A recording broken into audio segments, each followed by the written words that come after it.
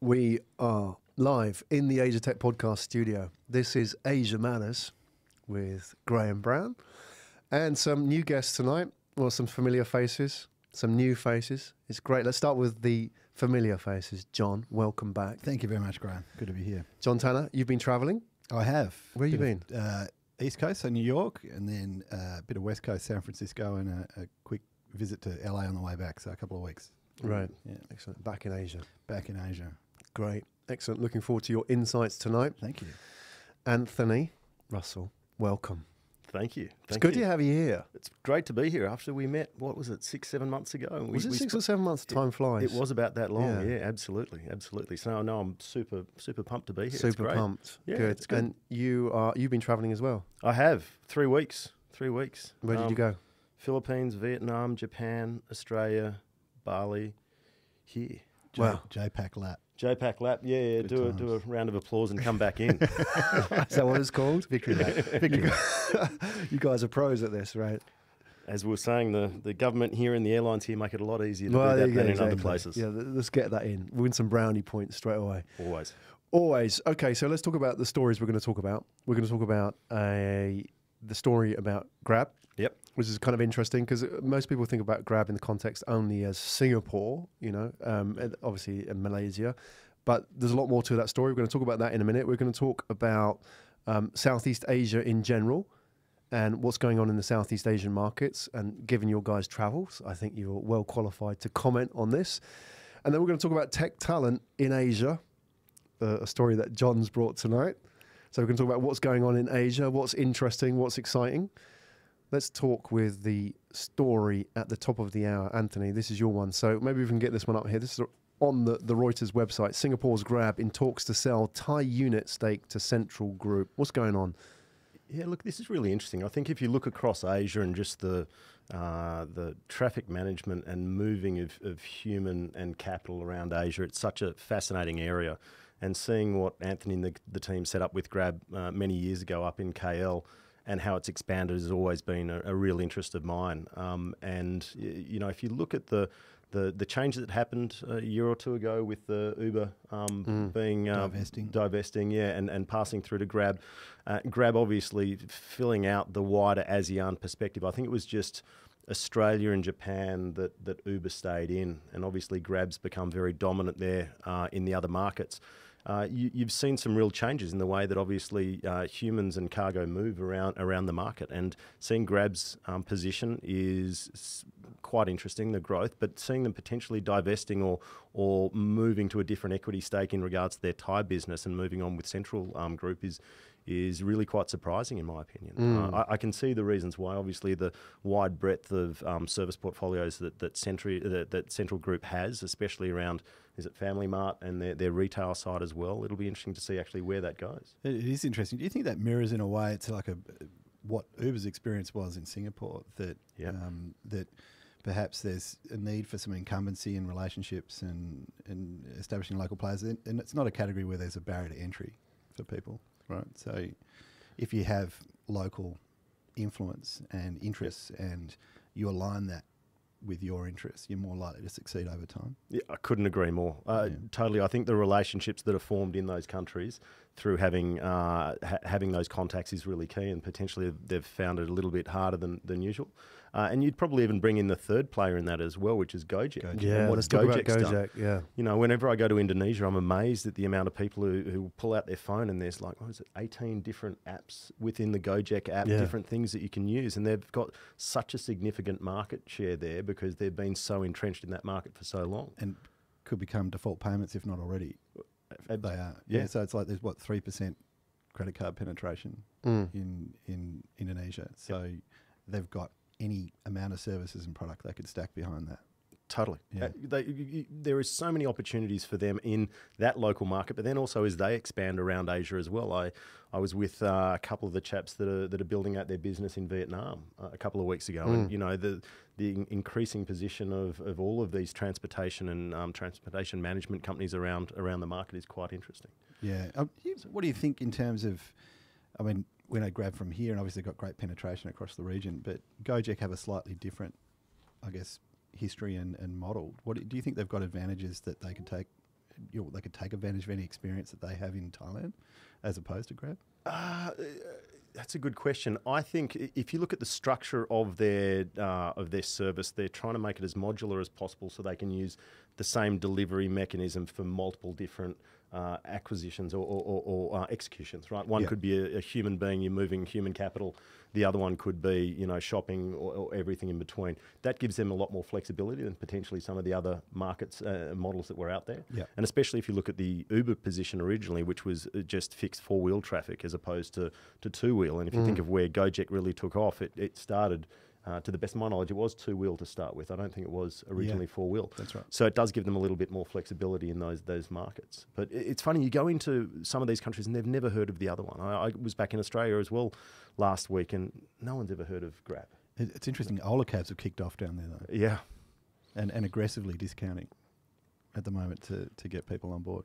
Well, what are they doing differently? If you look at those two, let's say, we've talked about Uber. Yep. And Grab replaced Uber in the region, and in some way, Go-Jek's kind of edging out Grab in some countries as well. Are they going in a different angle? Are they coming in just with simply different marketing, or do they have a different approach? I mean, in terms of the DNA of the company, is one more sort of localized than the other, or what are your thoughts on that? Well, so I was in a car on the weekend in Bali and talking with one of the drivers there who was talking about one of those two companies undercutting and just not getting paid enough from that company in regards to how much they were pulling home. And I was amazed by actually how cheap, the actual ride was. And effectively, I would have paid double and still been very happy with it. Yeah. But, and he had so much of a relationship with the other of those two companies was they're saying that, they are protecting me, they're looking after me in that local market. And you can actually see from the drivers, even though they will drive under both, they do have an alliance to one as opposed to the other. Right. And again, coming back to your original point, it looks at the relationships that they have in country and the partnerships that they've formed with the drivers and with the associations that allow them potentially to have a little bit more leverage. And the drivers seem to have pretty variable experiences in terms of what they're paid or experience at the back end as the supply side of the network. And I think some people have been talking recently, I don't know if it was Grab, but talking about how much of that multiplier is passed on when you see peak demand. Yes. So the prices go up. And I just assumed that, the driver would get a big, healthy share of that, but I don't think that's the case. No, not at all. Right. It's just retail gouging. Yeah, that's exactly right. Exactly right. Yeah. And the fact that you can't tip, I think, on some of these platforms is quite surprising.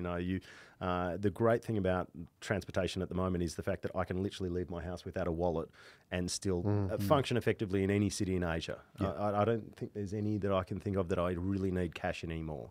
But you think about tipping these drivers as well, especially when it's that lower price point. You can't do it on the app yet. Uber obviously has that in the US because it's very much that tip-based culture. Right. But in Asia, you can't do that. And I think there's some features there that they could easily bring in that would service some of us in a better way. Who would have thought, going back 10 years, that a taxi company effectively would be also a payments company, stroke a bank? I mean, if you sort of look at where we are right now, it seems to be happening in Asia more than anywhere else, doesn't it? You've got these sort of ecosystem plays where they almost going back to the sort of the Standard Oil days where they do everything. Yep. And it's developing. Obviously, China is very much at the forefront of this as well, where everybody's developing their own payment system, and they're also developing their own. Beyond that, their own version of blockchain may be coming out, where they could sit it all on top of their sort of adapted version of blockchain or their own coins or their own tokens and so on. It's very interesting what's happening in Asia, and I wonder if that sort of parallels with what's going on in the rest of the world. I don't spend enough time out. You guys are just being outside of Asia as well. What's going on outside of Asia, whether that's normal? Well, my perspective is I think we're seeing some of these things evolve in Asia more quickly than perhaps other parts of the world because they're gapping solutions that exist in more mature markets. So because you didn't have credit cards didn't exist in terms of high penetration in some of these places, that, copper wire or lack of it meant that you went straight to mobile. All those elements sort of meant that they were solving problems differently, and they didn't have a baseline of legacy to shift or migrate a business model or an income stream from. Yep. And I think they're, interestingly, they're sort of realising how much engagement, you have through a device now if you can provide enough utility on a daily basis, and payments is at the core of it.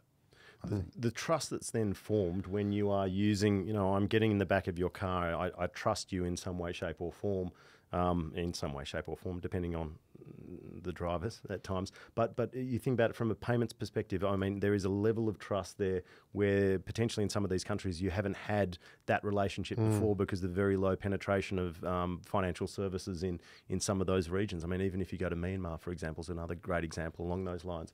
You know, we work with, in my day job, I work with banks up in Myanmar who literally have gone from faxes a year ago to they've gone past email and you know, internal infrastructure systems to core enterprise SaaS systems in one hit. You know, it's the kind of the African story with mobile networks back in the 90s, isn't it? Absolutely. We had Hal Boscher from Yomo Bank on the show as well. Yeah, so Yomo Bank's one of the ones I was talking about. Yeah, I mean, exactly. And exactly what you're saying is like there's no legacy there. And somebody has to come in and just kind of like take them all up into the 21st century and beyond almost, because you're not dealing with these legacy systems of retail, right? Absolutely. And they can run so fast very quickly once they do that, and they can expand to the level that they need to in the country that's rapidly developing. Yeah. Do you think that'll ever go back in terms of innovation? You know, like that. I mean, you mentioned Africa, for example. There was always that story of M-Pesa in Safaricom in Kenya, right, where they developed this mobile-based payment system which solved a problem that they had specifically at SMS-based payments and so on, the unbanked and all that. But that never sort of like reciprocated. It never sort of went back into the developed world, right? Or it didn't sort of filter through in the form that it was in Kenya, right? Will we see that from Asia, like with these payment systems or these sort of, you know, if you look at Grab, do you ever see a situation where Grab could go into developed markets outside of Asia, or even Go-Jek? Well, so I think if you look at the first point in regards to Africa, the interesting point there, which around the mobile networks, and you'd say actually it's the same with the transport companies here, is there was a vacuum that needed to be filled. You know, I always love being back in Australia and hearing the words from the old traditional taxi companies of how dare you know, they're taking the market that's ours. And it's like, well, there was a gap. There was a significant vacuum in that market that needed to be filled, and it was filled very rapidly. So that filling that market doesn't mean that there are other vacuums in that same sort of area. So that lack of communications at the price point that was needed in Africa, or the banking component especially, it wasn't at the same level in other countries. So you haven't really seen it roll back too far into other markets. In Asia, do I think that Grab and Go-Jek, for example, will expand beyond their boundaries and their borders? You're already seeing it, obviously, with Grab and Go-Jek moving into different markets around Asia. Will they go into the US? I don't know. You've got some pretty dominant forces there with Lyft and Uber, obviously. I don't know whether or not you'll find that. Yeah, I think that's true. It depends. You know, there's probably enough competitive energy in the US to probably force them, or to make them inclined not to do that, because it would be an expensive process, because you've got Lyft and Uber and you've got a couple of others who are solving the logistical or transport problems at the moment, and there's enough market there. If they had a really well-defined business case, perhaps extended on that, which was unusual to the US, or that they'd solve somewhere else, maybe that'd be interesting. I'm not sure, but you know, I find it really interesting, you know, going back to the fact that Ola Cabs has gone into Australia. Right. And obviously there's only Uber really in Australia, because there was a very small local incumbent that didn't get to scale. So you've only got Uber in that market at scale, and there's definitely there's no price competition or price pressure on Uber really. So I think that's healthy for the market. It'd be interesting to see if they've got the capital and the patience to continue to discount to disrupt it to the same level. Yeah. You know, the one area that actually, thinking about it, you have actually seen that reverse is in shared bikes. Yeah. Push bikes. Yeah. It's interesting we had this conversation today. Where are we with that now? Look, I find it amazing that Singapore allows it. If you just took my point on that in regards to the local market, you know, for a country that's so well maintained and managed and aesthetically pleasing, to allow that kind of visual junk, I just find extraordinary. Even on the personal level, like trying to walk down one of those like narrow pavements, and you've got like 4 OFO bikes just jammed there that somebody's dumped. Yeah, so it's also I think a very subtle indictment on society in regards to where people leave bikes and the lack of respect for other human beings. But they pulled back a bit, haven't they? I see much less now of those bike sharing schemes in Singapore. I don't know some what of the them regulation. Yeah, some folded, and I think the other thing I'm starting to see electric scooters pop up as well, and that's happened in the US. So I think that actually has a lot more viability here as a means of short form transport. I'd agree. Yeah, just because you sweat so much here. So, and in the city, if you're going to go somewhere and then do anything without having to change at the end of that journey, you're probably best not to move too much. Exactly. Yeah. Good. Well, let's move on. Let's talk about, I mean, we talked about Grab, Singapore, Thailand. Let's talk about Southeast Asia in general. And this is news coming from, well, it's on the Bloomberg website, so it's published just recently. And October article published by Bloomberg and quoting McKinsey. And they're talking about the magic 5 trillion mark for Southeast Asia. And there's a few interesting points coming out of this. Obviously, you know, Southeast Asia being what we know as a collection of different economies and very different speed economies as well. But they like to do, label a group for us, the CLMV. That wasn't particularly creative. I'd never heard of that before. Exactly. Is that just me? Or? Exactly. The CLMV group, which is Cambodia, Laos, Myanmar, and Vietnam, which are these sort of high growth, small tigers. I don't know what you call them, but the sort of next generation of Southeast Asian economies coming through.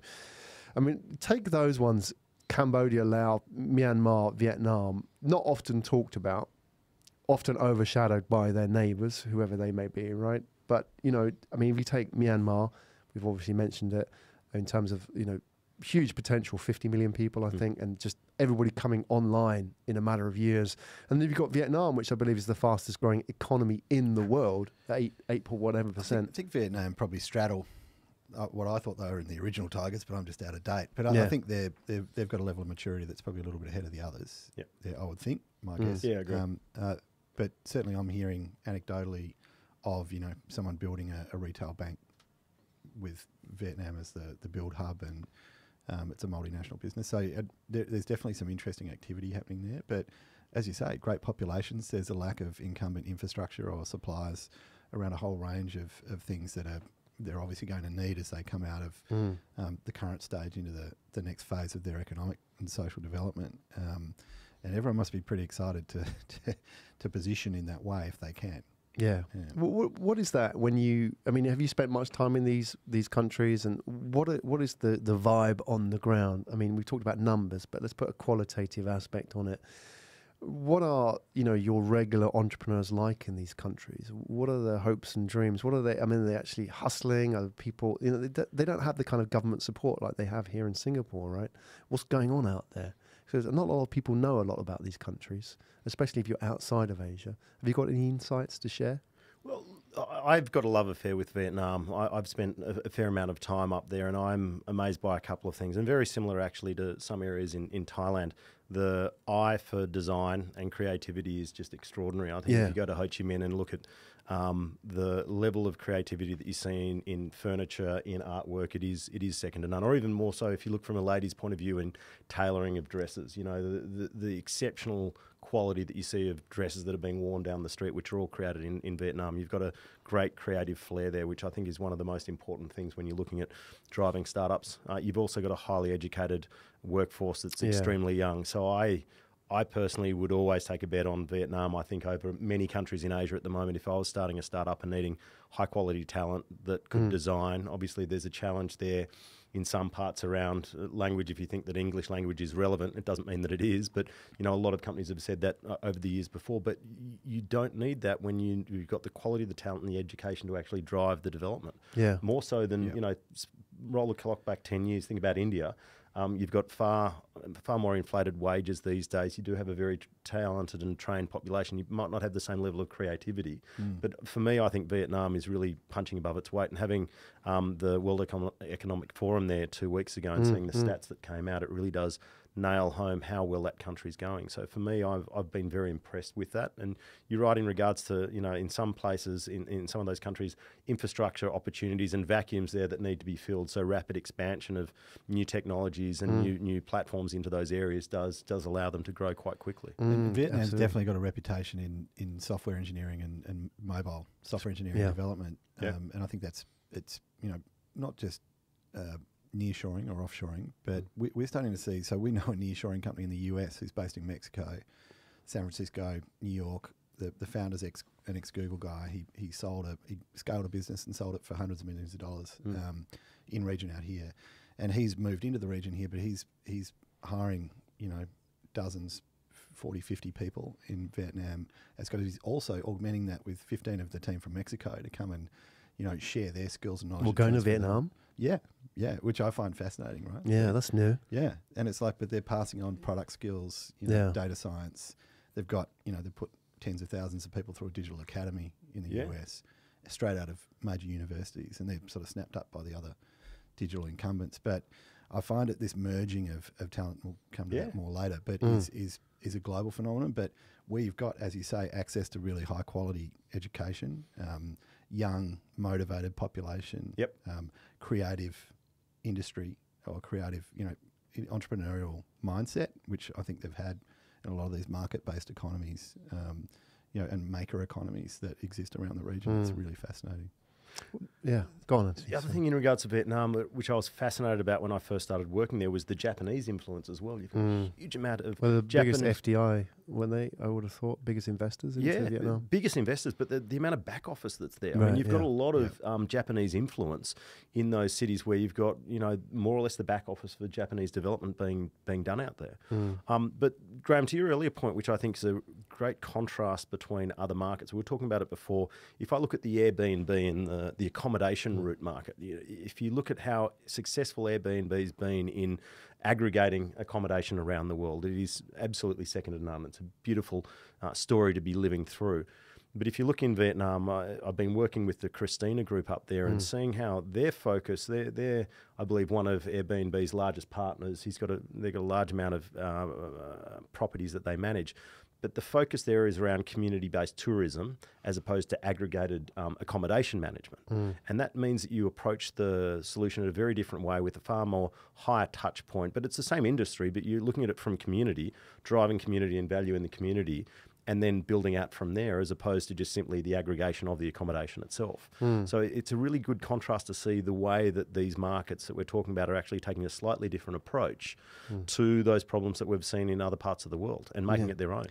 That's actually probably, they're not taking on just the transactional solutions that exist in more mature markets, but they're actually moving, and we're seeing this in mature markets, we're seeing more curation around things like travel comparison sites, like Luxury Escape. So there's a curation plus the transaction, which means it's more of an experience or a full service outcome. So maybe there are opportunities to move straight to that better experience and beyond just the basic utility of having a marketplace. Yeah, true. Yeah, agreed. If we were to look at Southeast Asia and all the different markets out there, obviously we've mentioned a few of them already. Take Vietnam. I mean, what is it particularly about Vietnam that makes it such a high growth economy? Is it the work ethic? Is it something cultural? Is it the macro factors like the demographics, education, and so on? Is there something special in it? In Vietnam in particular, from your experiences, your interactions, something that Vietnamese entrepreneurs do or think like that makes it a special place and produce, like you said, for example, on the dev side, I mean, how many databases are developed in Vietnam or games, for example? Yeah. All seems to happen. What's going on out there? That's a good question. One point that I'd come back to is the very healthy balance between male and female in that market. As opposed to in other markets. I'm amazed constantly by the very broad range of views that you have from an entrepreneurial level across everything from people with coffee shops, through to obviously software dev companies, through to agri-tech and everything in between. You're seeing a diversity there of mindsets based off different genders that are involved, which is brilliant. Yeah.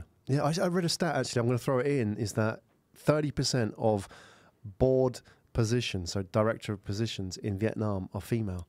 Yeah. Compare that to developed economies. 30% of directors are women. And I don't think you'll find that, right? Is that organic? Organic means what? I mean, they don't have sort of they don't have ratios. I don't know. Yeah, but I imagine in a market economy like Vietnam, I don't know. I mean, it's interesting. I mean, it's fascinating, really, for that to produce 30%, because 30% doesn't seem like a grand thing it doesn't seem like a big figure, but compared to what the averages are, absolutely. You see that in sort of North European economies, don't you? But Vietnam? So there you go, a mystery. Maybe people can let us know. If you are listening on the podcast, you can hit us up on LinkedIn, the usual channels. We'll be interested to hear your comments. We've done Southeast Asia. We're going to talk about talent now. Southeast Asia. This is your This is your bag, isn't it, John? Take us away. I'm deeply Talent. invested in talent. Deep invested in talent. So there's an article that came out, Networks Asia, sorry. Tech talent in demand across Southeast Asia as online hiring spikes in July. So this was published end of September. And the Monster Employment Index, so Monster being Monster.com, one of the big online recruiters, are basically saying there's a lot of recruiting going on. No doubt about that. I think that is a global phenomenon.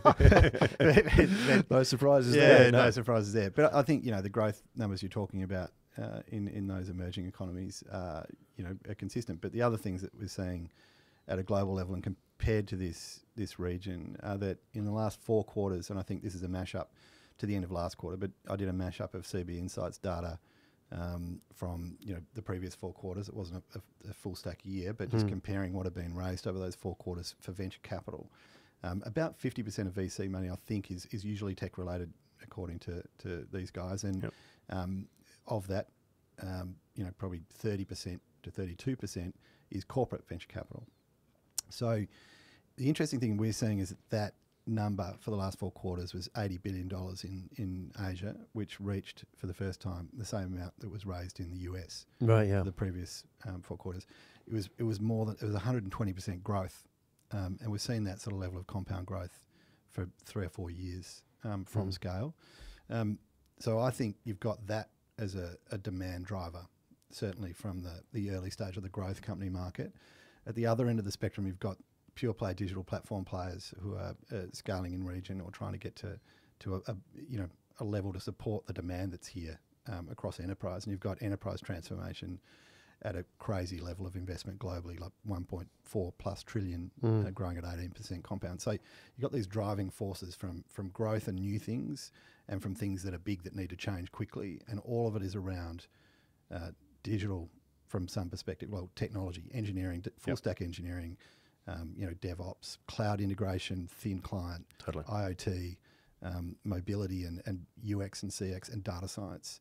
Then you've got the sort of more progressive stuff like AI and blockchain that are, more in the innovation bucket at the moment, but quickly, automation and machine learning are being pretty well deployed at scale. So the demand drivers are global, but they're concentrated in terms of the growth around this region in particular, because there's some catch up to do and there are opportunities to be had. We talked about the demographic and the economic trends that we're seeing that are that have been undeniable. These are all sort of long horizon trends that have been well documented for a long period of time. It's not that they're just coming to fruition, and the fact that they're actually coming true as predictions and the reality is so significant. I think is driving demand in all sorts of places. Touching on the cloud piece that you mentioned before, I think over the last 7 or so years, seeing that in Asia, just seeing the significant growth in enterprise cloud services being second to none. Obviously, we've seen it globally, but looking at, very similar to the conversation we had before of people jumping the chasm that existed between very legacy technology that was being run to literally standing on the shoulders of giants and using the same infrastructure that's being used by the most highly scalable, let's say, banks globally for their data analytics, and seeing the Asian banks pick up those tools and run with them. There's been so much investment in that space. They're being quite, they're really taking it up. I think the challenge here is actually around the talent for the platform providers as well. Like one very large cloud business that I'm aware of is constrained to 48% year-on-year growth, only because they can't find enough people to directly implement, or partners who are mature enough to take on the implementation. So we're talking about just selling the real estate at the moment. Like, all right, get everything in the crowd, do the migration. Then you've got the utility layer across the top of that. All right, now that you've done it, what possibilities does that open up for you in terms of data and service and product innovation? Because that's the AI, the high-speed computing, the utility, which it's going to unleash, is going to be really interesting. But you've got to build that layer as well. I think one of the best examples of seeing modern technology used and applied across the Asian market was one of the first stories around machine learning by Google for GCP, which was the cucumber sorter in Japan. I don't know if you saw that. It's a fantastic story of this guy who built an ML system which will analyse the size of cucumbers and grade them for his father. And just, again, being able to take modern technology at a rapid clip and develop develop it and deliver it for those high-touch agricultural markets just absolutely hits home the value of those skills within the industry. And it is all about skilling up to be able to drive the technology that's now validated when it comes to enterprise cloud services within the market segment, and getting the people there, as you've said before. And I've been involved for many years with I was a startup that I helped co-fund, which is in the education space, and they are growing at 1,000,000 miles an hour due to the fact that there is not enough education around that traditional infrastructure. And it's now not just AWS, GCP and Azure are playing at a significant clip within that market. Completely. And the diversity of their services they're providing is really quite unique and is opening up so many more opportunities in that market space. So the learnings that come around it and the skills are really quite key. Agreed. Well, let me ask you two questions, a two-part question, if you like. Is that firstly, in that marketplace, how mobile is the talent? So, you know, when you're that skilled up, when you exist and you are able to go and, you know, walk into a Google or a Facebook or an AWS and, you know, pretty much get the job that you want to fulfill that sort of like matrix that they have for their cloud business, whatever. Do those people, are they mobile in the true sense that they can go anywhere in the world? So that's the first question. And secondly, if they want to. Right. Yeah, how is Asia competing for that? Because obviously, you know, there's the cachet of the valley. You know, you've got to be in the valley, but then you're paying a huge premium now for living in San Francisco. How is Asia competing? So what is it like now? Is there a real movement of talent? Look, I'm sitting with two Australian guys. You know, exactly. You're not back in Australia. No one wants to come here. Don't come here. Terrible place to be. So something has happened, right? I mean, something has clicked that now, you know, there was a time, let's go back 10, 15 years, where coming to Asia was a bit frontier, wasn't it? 15, 20 years, maybe. Yeah. It's a bit, you had to be a bit frontier, a bit of a risk taker. If you were bringing a family, you had to sell it to your wife. Depending on the industries, though, didn't it? Right. Sort of like you had the banking initial and finance. Banking and finance. Yeah, You right. had massive expat packages. It was comfortable bubble world that you live in, right? Exactly. But then the evolution of the other things around it, obviously, you know, oil and gas shipping and other things were massive, or are massive industries still in the region. But from my perspective, I think talent in the category that we focus on being technology, digital, these emerging sort of service opportunities and commercial opportunities are in huge demand globally. There's a huge diaspora of people from this region all over the world. True. And you know, I've noted that before, I think in previous conversations, Graham, there's sort of, you know, 70% of engineers in the Bay Area are not from the US. Yeah. Is that the number? Is that really? Yeah, it's a crazy amount, and not born in the US. Not born in the US. Yeah, sure. But many are naturalised. Sure. Yeah. So I think, you know, there are compelling reasons that you point out, and I think this is happening within the US as well. There's a distribution away from San Francisco for the reasons that it's socially and economically a really tough place to be for smaller companies as well as people and individuals. But also there's an ability to work anywhere more easily than you could before. The only thing that's holding things up, I think, in some regions is that there is a nationalistic fervour in so many economies to protect their local participants, rightly so in some cases, in some areas of expertise. But I think there's such a deep need for core skills in these areas that we're talking about. I think we are seeing more people come back, and we're seeing more companies come into the region to open up here and take advantage of the talent that is available. And I think that's probably the most important thing, if you look from a Singapore perspective, is how good EDB's been at sourcing global companies to set up here, to bring a level of talent, but then also to enrich the talent that's here and the opportunities that exist for people within Asia to obviously work for those companies is truly second to none. But I think there's also the standardization of, from an enterprise cloud point of view, standardization of technology and platforms. And Japan's a great example. I'm out there regularly asking one question, which is around what are the localized enterprise tools that are being used that we need to integrate with on a weekly basis. And the reality is there aren't that many these days, because it is now standardized across, again, those three core cloud players and the PaaS and the SaaS systems that sit on top. So it is very easily transferable around the world. You don't have unique SQL databases these days that were written by, Fujitsu or Toshiba. Coded by absolutely. Russian PhDs. It doesn't exist to the same level that it did. There's a set of standard open source and regularly available platform solutions out there that allow people to be delivering across the world in the same dialogue, same language. In collaborative or remote teams as well. Yes. And we're seeing more and more of that. The platforms to support that, like the Atlassians of the world. And Slack, and we're seeing all this sort of proliferation of collaboration tools. And I agree. I think the base standards are being well established, and I think if you can execute something at scale in one place, there's no reason you can't do it somewhere else. I think building the leadership of those teams and transferring that knowledge. I think the other thing you need is supply it from the grassroots, the ground up. I think you need good education systems and institutions, and they need to be creating pathways. And this is what we're seeing is sort of a layer of, in some countries, emerge of someone sitting between the universities and the market, just doing some curation, some education, some practical experience, some contextual experience to skill them up to be even more useful day one. Yep. And I think we'll see more of that evolve as well. If we go back to the Australian example, if I was a young chap graduating now, or maybe even with 1 or 2 years experience as a data scientist, let's say Melbourne or Tasmania, Hobart, wherever it may be, looking at my options, what are those guys now thinking? What's the natural path? Because there always was a path. If you were talented Australian, or if you were just Australian, you went and explored the world, didn't you? You would go to the UK. You would go and live in Earl's Court in London somewhere. That would have been the jumping off. Unfortunately, that is true. That is true, right? Okay. Rite of passage. The rite of passage. It's a lot of fun. Absolutely. You would have done 2 years. You might have worked in a bar. You would have got a job in the city in finance. There was a lot of Australians there. That was what they did. Maybe for a generation, maybe your generation, right? Now, if I'm young growing up in Australia, what are my options? What is it like now for me? Look, from my perspective, you with the right talent and skill and creativity, you can literally stay where you are and work within these companies. I could name 20 companies that I know have people that sit with staff all around the world in very unique positions. I was up in Manila with the Tanda team. Tanda's a roster management solution out of Brisbane, and they're building a small development team to sit alongside their back office team because they need talent, and they're looking for talent wherever they can get it.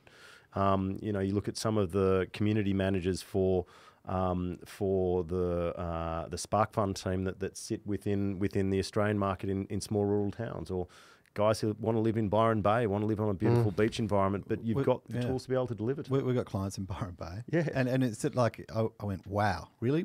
Like when the guy said, we've got some projects in Byron Bay, I went, yeah. What are they looking for? Yeah.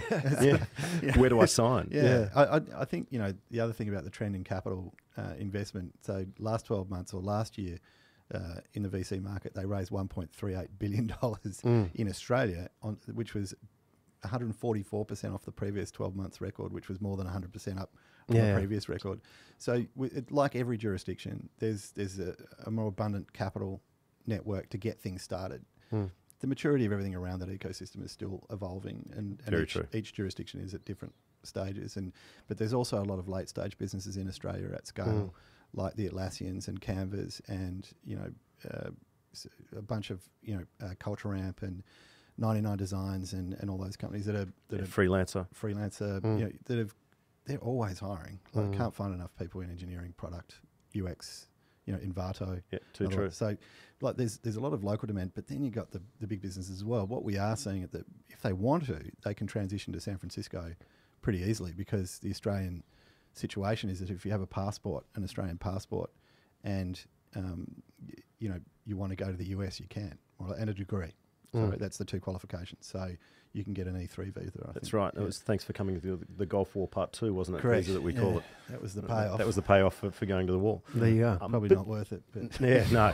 But if you bring it back into the wider Asian position, you look at, again, going back to Vietnam, if you look at Da Nang now being a really significant hub for technology talent that's in that region. They've got some great technical universities that are there.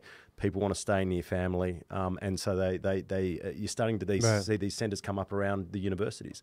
A little bit further afield, I've done some work over the years with this startup that I was involved in, that I'm still involved in northern Italy. If you look around Milan, you've got a huge amount of technical universities, and people want to live in beautiful areas, and you now have that ability to do so. So if I look across Asia, I think you're going to see a greater proliferation of that, not just of expats coming in, but locals who want to live within their community and within the family, which is so very important to them in this market.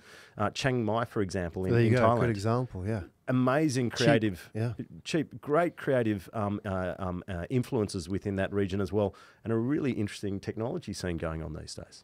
So how, news coming out recently, just want to throw this in just to get your thoughts on it, is that Stripe, the payments infrastructure firm, planning to go on a very large populating drive in Singapore. So they're going to open an engineering hub in Singapore, of all things, engineering hub. I don't know what the head count was, but I've heard numbers range, but I don't know if it's actually in this article. But I mean, let's say it's 1,000 people, maybe. Who knows? I mean, but how are they going to do that? Bear in mind what we've just talked about. Like, if you're competing now, if I'm an engineer and I think, well, I don't need to move to Singapore if I want to work for a big project. I can live in Byron Bay or Chiang Mai or Milan. Well, how do you compete? I don't. Yeah, it'll be interesting to see what those numbers are. I know they've got a huge footprint of office space ready to roll. Really? Yeah, is the story. But I know where they started because they're in an office next to us in the working capital. It wasn't very big then. There wasn't 1,000 in there, was it? I couldn't see them fitting 1,000 people in that office. But they also have very high standards. Like, we did a little bit of work for them in Australia. Made one of their first hires in Australia, and the person they ended up hiring, his other choice was NASA. So it was like they have extremely high standards. That sort of volume of hiring in any market, I don't see being viable regardless of your brand, unless you're very confident that you're either going to make some acquisitions, or overturn some incumbent talent pools. Or you're going to train and take grads and skill them up, which I think you need to do all of those things, right? So if you're going to go for that sort of crazy target of in one smallish market like this, although you've got access to the region, you've probably got to go on a multi-prong approach of buy, borrow, and build. Couldn't agree more. I really couldn't agree more. And if you look at the big incumbents, the significant technology companies that have already tried this in Asia, I always go back to Google with the Next Billion project. You know, what was it, 1,000 engineers in Singapore that they were going to hire? I don't know what they actually got to in the end with that number, but I mean, it's not an easy thing to pull off. It really isn't. So you've got to have a multi-pronged approach to actually get to that. And I think the skilling up of the raw talent, either be it from university or these days, who really cares? I mean, you see the statements from Apple and from other companies in the last couple of months in regards to we don't need a university degree to be able to bring people on. And it is that, for me, it's a level of interest, intelligence and passion. Motivation. And you can teach anyone anything, you know, at that point. If you've got those three components, you can really drive anything. You know, intelligence is key, but you don't need to be a subject matter expert to start. 100%. I think a lot of those, with that sort of baseline qualification, you still learnt 90% of your role in situ anyway. Yeah, right? And, true. And I think now the reality is it's not about screening people out. It's more about where can we find them. Yeah. And they used to be levers for, okay, haven't ticked that box, we'll put that aside. I think even, you know, one of the big four accounting firms has done the same thing.